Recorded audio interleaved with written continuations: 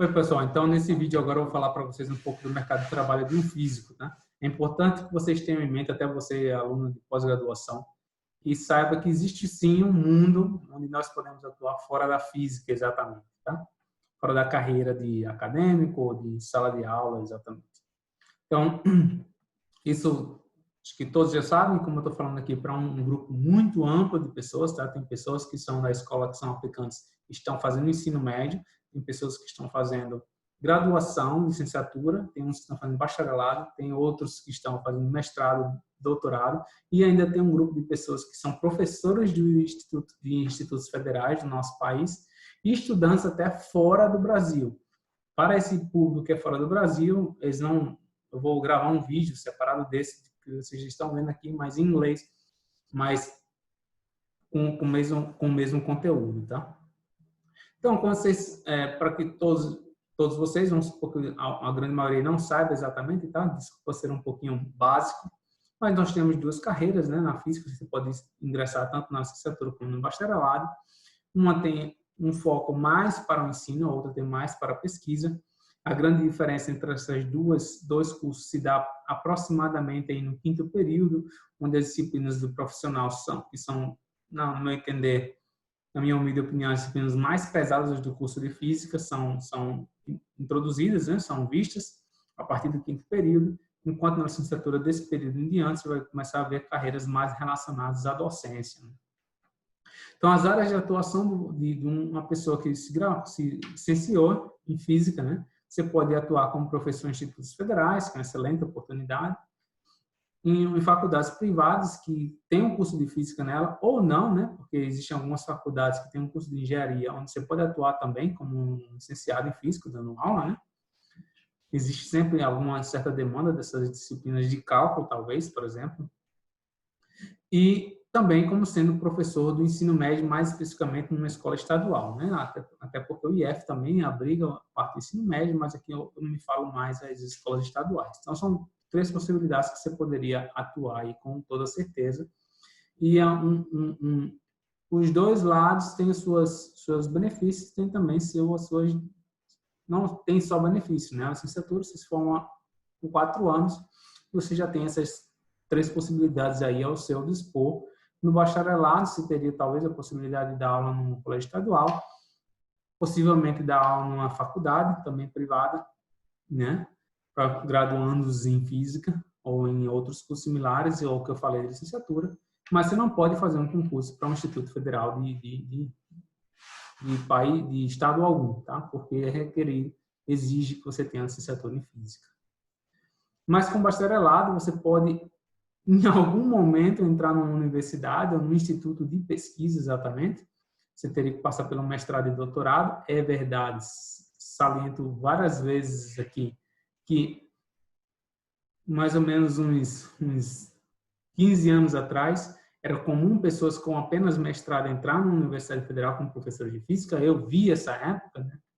Quando eu era estudante de mestrado, alguns colegas de sala já estavam fazendo concurso para universidades federais, e eu, como estudar mestrado, eu não queria fazer isso porque meu objetivo não era simplesmente passar num concurso. Tá?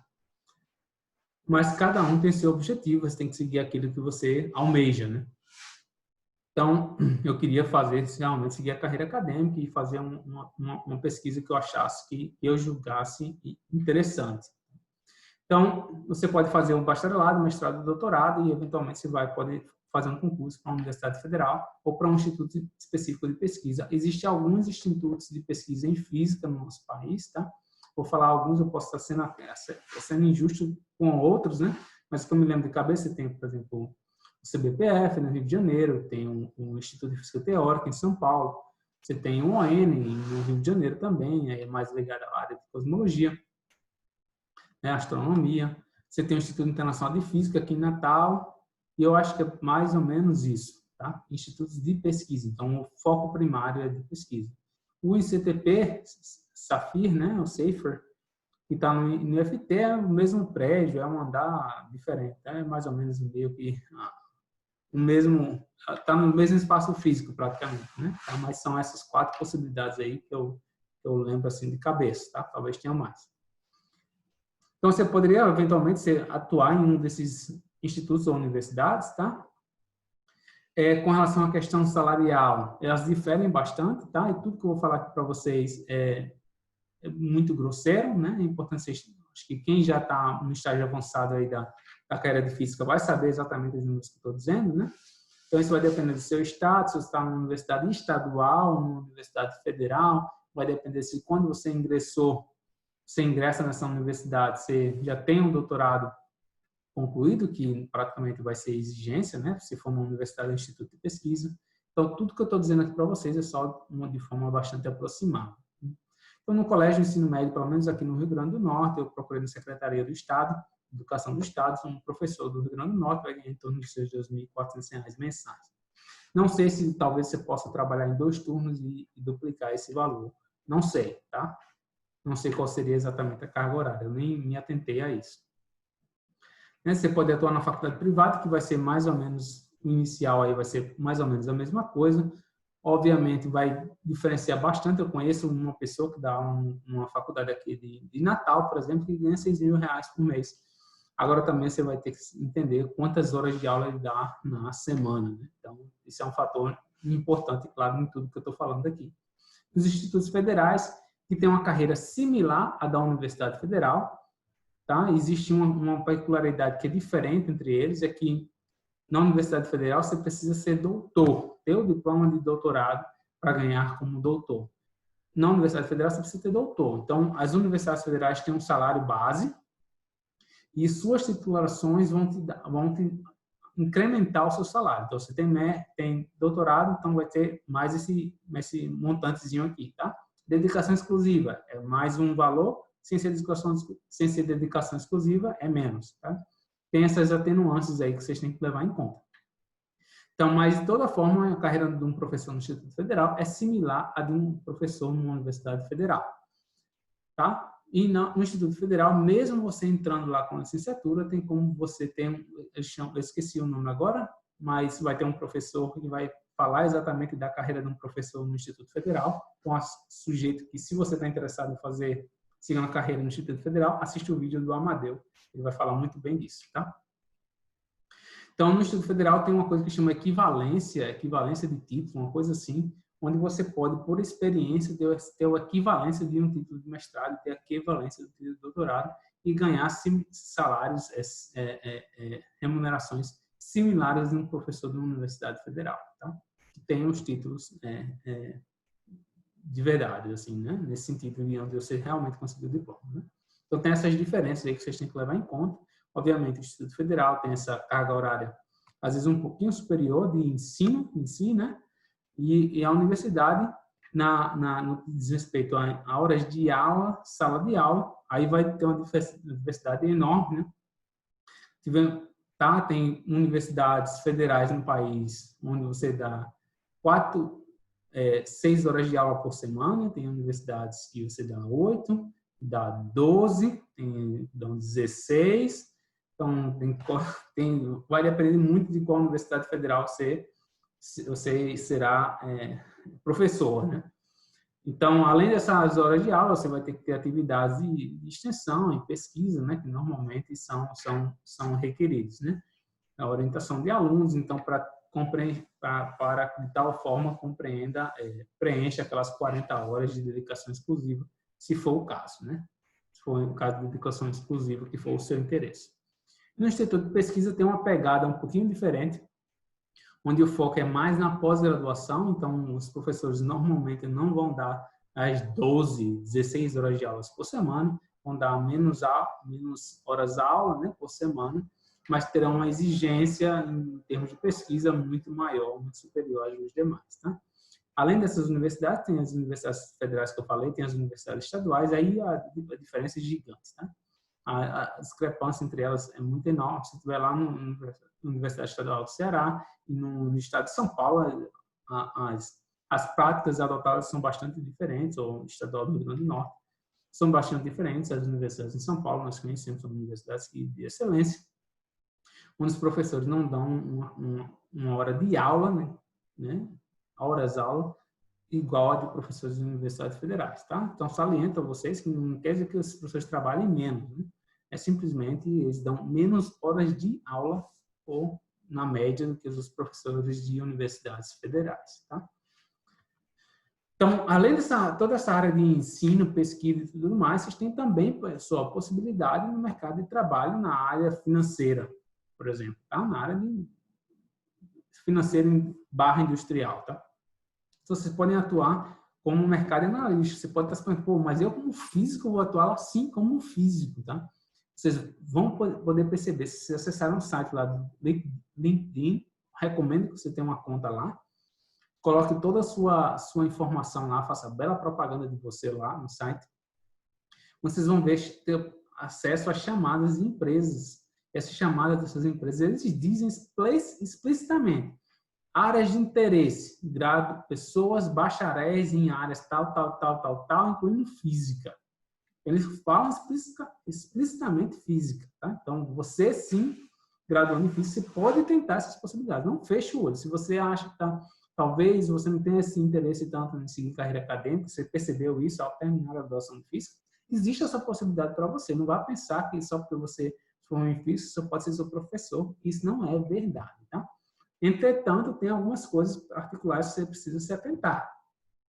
Que normalmente você pede sim a graduação em física ou em engenharia, alguma das engenharias ou em ciências da computação, etc., que você tenha conhecimento em programação, especificamente com a linguagem Python. É a mais procurada, tá? Então, se você tiver conhecimentos de machine learning também, seria ideal, né? Mas se você tiver um conhecimento de Python também, isso já vai ser um bom motivo. E alguns deles requerem até conhecimento introdutório de Python, tá? Então, você não precisa ser o cara super fodão aí de Python, não. Você pode também, sim. Ou você, menina aí que está interessado, se tiver um conhecimento de programação, vocês podem ser perfeitamente capazes de conseguir um bom emprego nesse mercado. Estou listando aqui para vocês, eu fiz essa pesquisa ontem, tá? Ontem, eu digo hoje, eu estou gravando esse vídeo no dia 10 de outubro. Então, fiz essa pesquisa dia 9 de outubro. Tá? Foi quando eu achei essas chamadas aí. 9 de outubro, para vocês terem uma noção. Então, vamos lá. Tem essa parte da chamada da Century Brasil. Eles chamam lá. Tem essa parte de cientista de dados, trabalhando na Votorantim. Quem não sabe, eu tenho até ações na Bolsa de Valores dessa empresa, né? Empresa de cimento. Tem o e da B3, tá? Então, na Bolsa Brasileira, você pode trabalhar na Bolsa Brasileira como físico, olha que massa. E todos eles, pessoal, têm um salário inicial médio entre 7 e 12 mil reais, tá? Então, não é tão mal assim você com uma graduação em física talvez conseguir uma posição nesses lugares. Mas eles dizem explicitamente que você precisa ter um conhecimento, tá, de programação, explicitamente. E, além disso, em algum desses casos, eu acho que da Votorantim não pede, mas dos outros, sim, pedem que você tenha pelo menos um nível intermediário de inglês. Então, por isso que é super importante, se você está no curso de graduação de física, está vendo que aquilo ali não é meu para você, você terminar o curso, foca no teu inglês, foca nas tuas habilidades de programação, faz um curso por fora disso, para que quando você terminar a sua graduação, você possa eventualmente entrar no mercado de trabalho desse. Eu conheço algumas pessoas que fizeram essa mudança, né? Sair da área mesmo de academia para o mercado de trabalho e são bem-sucedidos hoje. Isso não quer dizer que você foi mal-sucedido simplesmente porque você saiu da academia. Ser doutor em física, ser professor de física, tem várias outras carreiras que o físico pode seguir. Não é simplesmente professor que é bem-sucedido, não, tá? Tem outras formas também. O que interessa é que você seja feliz fazendo o que você faz, tá? Bem, feliz fazendo o que você faz, né? Foi meio engraçado essa daí, mas interessa que você seja feliz, né? Trabalhando, né? No que você, seja lá o que você decidir fazer, né? E, aparentemente, os salários são interessantes, né? De 7 a 12 mil reais. Na B3, eu acho que era de 12 mil reais. Os outros eram um pouquinho menos. Eu acho que uma delas era 10 e outra era 7.200, uma coisa assim. E, além disso, desse salário, vocês ainda vão ter direito a plano de saúde por fora, tinha o plano de seguro social e tem outras coisas lá, tá? Então, parece bem atrativo. Outra chamada também que eu achei, mas aí eu não achei, não foi mais no site do LinkedIn, foi em outros, procurando no Google lá, eu achei, por exemplo, uma chamada que me chama muita atenção, até porque eu tenho uma conta na XP, na corretora de investimentos XP, né? Não é nenhuma propaganda, mas eu tenho uma conta lá. Tem outras corretoras também. A XP faz uma chamada de 600 vagas de emprego com salários entre 5 e 20 mil. Tem alguns salários, tá? Alguns desses salários, acho que não, mais ou menos era de 8 mil, 8.200, para pessoas que possuem até graduação em física. Então, você tem graduação em física e tem conhecimento de programação e tem inglês intermediário, você pode aplicar para esse tipo de emprego. Então, aí está aí uma prova viva de que você pode, sim, ter outras possibilidades além de ser professor, né? Seja de ensino médio, Instituto Federal, de universidade ou Instituto de Pesquisa. E eu achei uma também bastante interessante, se você terminou a graduação, né? E talvez você não deu nenhum certo, nenhuma daquelas chamadas lá no LinkedIn, enviei um e-mail, acessei aqueles sites de recrutamento, apliquei, ninguém se interessou por mim, Farinaldo, e aí, o que é que eu faço? Existem também, pessoal, chamados, por exemplo, do Bradesco, tem do Banco Itaú também, de alguns bancos privados, eu não olhei dos outros, mas foram dos que eu olhei, onde tem bolsas de estágio para você que tem a graduação, tá? E nesse aqui, o conhecimento de programação é bem básico, bem básico mesmo. Existem bolsas de estágio, onde você pode fazer estágio de 2.000 a 3.000 reais, com a carga horária de 6 horas na semana, ganhando auxílio de transporte e seguro de vida. Em alguns casos, se você acha que tiver um conhecimento bem avançado de computação, talvez você já pode ingressar com uma bolsa até superior a essa, tá? Então, são possibilidades que realmente você tem, além da física, pessoal. Então, se vocês fizeram uma busca mesmo, se estiverem desiludidos, eu recomendo que vocês façam isso, tá? Então, agora, dada toda essa informação que eu queria dar para vocês, eu só queria compartilhar com vocês um pouquinho de uma história que talvez você que está me escutando esteja uma coisa passando por algo similar. Eu vou falar para vocês, ser bem sincero para vocês, quando eu fazia a graduação de física, no início da minha graduação, eu não estava muito contente com o curso que eu estava fazendo, ele é meio desestimulante nos primeiros semestres, né? Até porque quando eu entrei no curso de física, eu queria aprender as coisas mais que eu via nas notícias, né? Pô, estudar as galáxias, pô, estudar os buracos negros, estudar a expansão do universo, e você não vê nada disso no início de sua graduação. Você só vê cálculo, toma em cima de cálculo, física 1, 2, 3, 4, física moderna, álgebra linear, isso é o que você vê no começo do curso. Então, eu fiquei, sim, duvidando se aquele curso era o certo para mim ou não. Tá? Então, isso aconteceu comigo, talvez, se você está me escutando, talvez compartilhe do mesmo pensamento, passou pela mesma coisa. Eu queria dizer para você que não se desestimule. Então, você que fez a graduação, ou que está na graduação exatamente nesse momento, no meu caso em particular, depois do 5º período, eu comecei a fazer alguns cursos, o curso de estrutura da matéria, e depois, no outro semestre, no 6º período de mecânica quântica, foi quando eu tive um uau, assim, do curso de física, e percebi que ali eu estava fazendo a coisa certa. Então, para mim, isso só vai ocorrer muito tarde. E o fato de, nesse exato momento, ter começado a fazer uma iniciação científica na área que eu queria, que foi a área de física de partículas. Quando eu comecei a fazer iniciação científica, eu comecei a perceber que simplesmente estudar física e fazer conta de livro não era realmente o que eu queria para a minha vida. Eu queria estar envolvido com coisa relacionada a coisa nova, né? Coisa que ninguém fez, descobrir alguma coisa, buscar um conhecimento novo, produzir conhecimento. Então, isso era meio que a minha praia. Então, foi isso que me fez motivar realmente no curso de física. Não foram só as disciplinas em si. Então, cada pessoa age de uma forma diferente. No meu caso, as disciplinas do curso de física não foram o pilar da minha base, assim, que me fez me motivar a tentar uma carreira acadêmica. E sim, a minha iniciação científica. Obviamente, quando eu fiz os cursos de graduação, isso me deu uma motivada grande, mas a iniciação científica, para mim, foi o ponto de virada na minha trajetória. Tá? Então, você, se está meio desanimado, eu te recomendo fazer iniciação científica em diversas áreas, conhecer diversos grupos, tá? Porque muitas vezes a gente pensa que é uma área, mas quando você vai fazer iniciação científica ou vai conhecer aquele grupo, não é aquilo que você queria, aí você simplesmente acha que o curso de física não presta, que aquilo aí não é ruim para você, ou você não gosta, está desanimado e acabou, em vez de conhecer outros cursos, outras áreas, porque a física, pessoal, é apaixonante. tem diversas áreas interessantes, não é só uma, né? Obviamente, essa área que eu atuo é a área que eu gosto. Então, pode ser a área que você gosta e outra completamente diferente. Eu, particularmente, quando entrei na graduação, fui fazer iniciação científica em física nuclear e odiei. Não gostei de forma alguma, por diversas razões, e pensei simplesmente que aquilo ali não era para mim. Então, eu estava realmente desmotivado. Os cursos de graduação eram chatos para mim. A iniciação científica é chata também, então esse curso não vai me dar muita coisa.